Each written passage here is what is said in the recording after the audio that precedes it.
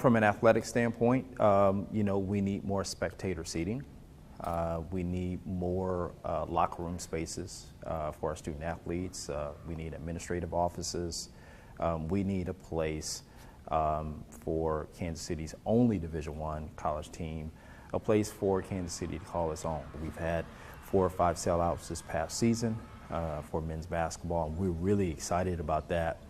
But we do have to be true to our goal of elevation and our goal towards trying to build a fence around Kansas City and recruit some of our best homegrown talent here.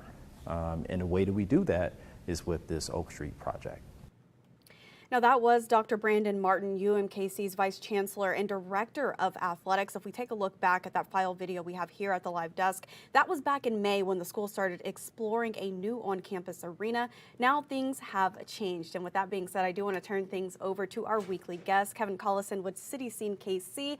Now, Kevin, thank you so much for joining me here at the live desk. I know this is something that not only I look forward to every week, but also our viewers, just to talk about Kansas City development. Now, this has been paused, the arena, the multi-purpose arena, but why has it been paused?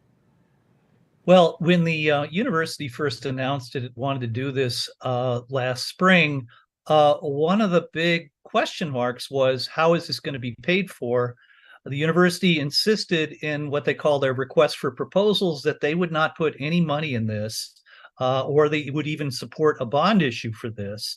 And so they were essentially saying, look, we've got 5 acres on campus right next to the new streetcar stop at 51st and Brookside. Developers, you come back with ideas on how to build this arena. We will provide you a long-term lease on that 5 acres, and we will lease the arena back from you for our events, including basketball, volleyball, other UMKC related sporting events and other university events. And you would be able to use that arena when we don't have priority for other activities like a concert, whatever. But that obviously has proven to be a rather difficult thing to achieve. From what they said in their announcement that they're hitting the pause button, they just haven't gotten anybody to respond to them saying, hey, yeah, I'll build you this arena on the conditions that you've established for me.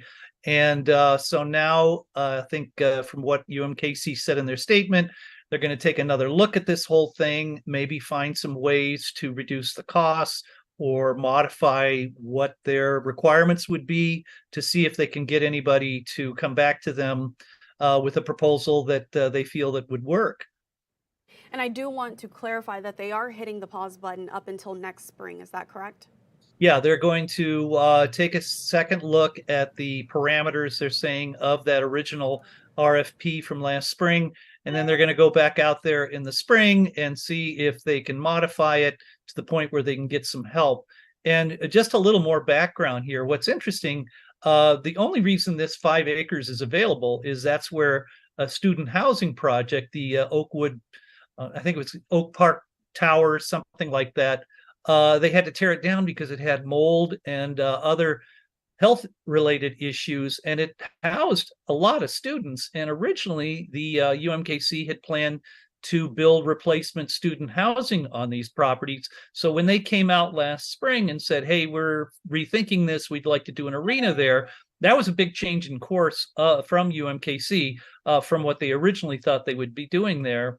And so it's kind of an interesting choice, not only in terms of how UMKC wants to fund this thing, but just how they want to use that land.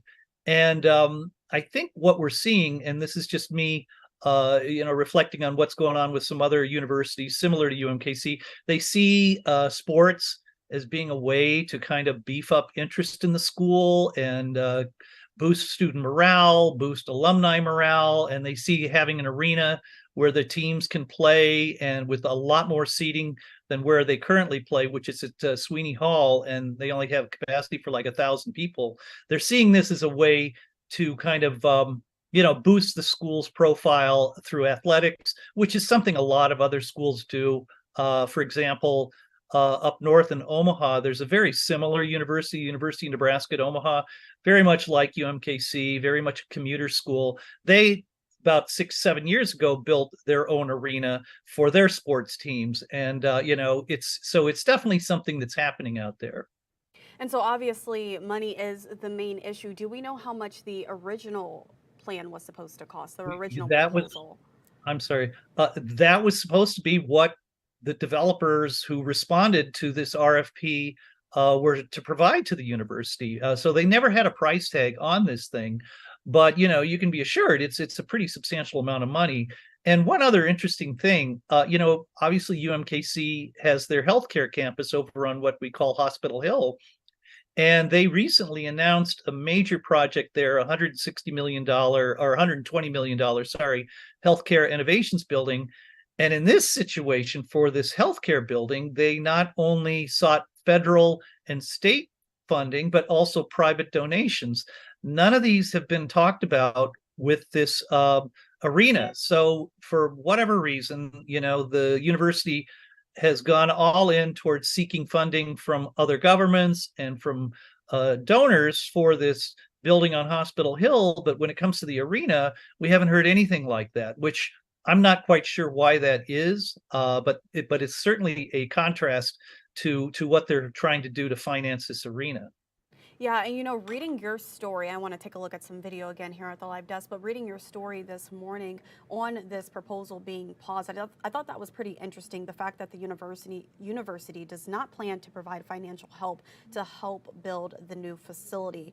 But I also want to go on this. How much do you think, Kevin, the new arena, if it does come next spring, how much money do you think it will generate for that entire area as well as the university?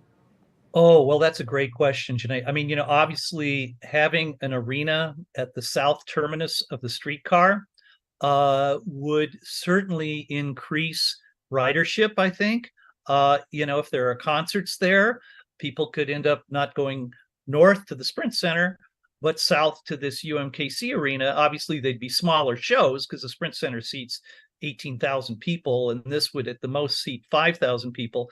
But we've already seen some substantial development there at where this 51st and Brookside streetcar station is going to be.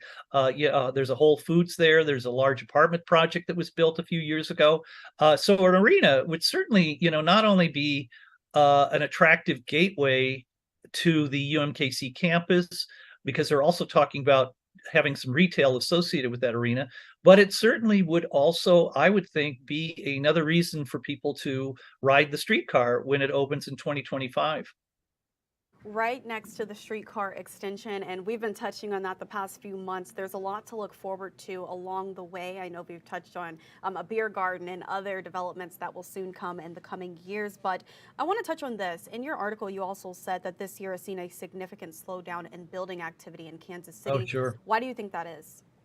Well, it's going on all over the country, and Kansas City has not been immune. There, interest rates are substantially higher than they were a year or two ago, and construction costs are up. I can think of at least a half a dozen big apartment projects in greater downtown that the developers have hit the pause button because they're just having a hard time finding the financing for it. So it's not just UMKC running into issues trying to find a developer that can make the numbers work for an arena, but almost every private developer is having trouble. And, until interest rates start dropping a bit, and the Fed has been big on keeping the interest rates up to try to get a handle on inflation. But we're seeing, again, a lot of other projects that are really not going anywhere right now, simply because the cost of building, both borrowing money and hiring the workers to do it, have gone up. And again, I want to kind of go over what the university is calling for within this arena. They're calling for 5,000 seats, up to 5,000 seats, 2 practice courts, a 7,000 square foot conditioning facility, locker rooms, team store, office space, and 6,000 square feet for hospitality as well as events. And I think that kind of goes back to that money piece of it. Not only is it going to cost a bit, but it's going to also hopefully bring in a lot of money for the university and for the area. What are the next steps, Kevin? Where do we go from here? Well, obviously, we got to wait for UMKC to take a look at the numbers and decide what they can throw out of the proposal to make it more affordable to developers, and maybe even rethink how they want to try to put the money together, whether they may start saying, hey, look, we will certainly do our part to try to help raise money from alumni and other donors who support the athletic department. Maybe we'll pitch a request to the state of Missouri. It is obviously a state university. It would be certainly reasonable to think that Jeff City might have a little money available to help with this. So they may have to look on both sides of this, the scope of the project, whether it's going to need all the things you just mentioned, and also the funding, whether it's reasonable for them to expect a developer to make this deal work simply on the lease payments they would be getting from the university, as well as whatever other revenues they could get off of holding concerts or other events there. And I think the biggest takeaway is the fact that the university is not tabling the idea, they're just pausing the development process. Is that correct? True. Yeah, correct. And they may obviously it's a big addition to that area. There may be some neighborhood pushback. I've already heard some things on social. We have a facility that large there. We've already got traffic issues, et cetera, et cetera. And and there's still a need for housing for students. And right now the university says this is our plan, but maybe they'll go back to the original idea of building housing there for students. So, there's definitely a lot of things that could happen between now and when they finally say, hey, we've got it all put together and here's our groundbreaking ceremony. Great, Kevin. I appreciate you taking the time once again, as always, to talk to me here at the live desk. Before I let you go, is there anything else that you would like to add on to this interview? Well, I just, I've got a story hopefully coming out tomorrow about another new wonderful, in my mind, investment in the 18th and Vine area. And I think there's been some really, really positive news in that area. And so I guess I'm just kind of whetting people's appetite for taking a look at city scene tomorrow. But that's a feel good story, and that people are actually starting to make some significant investments, including the one of my favorite places, the Vine Street Brewery.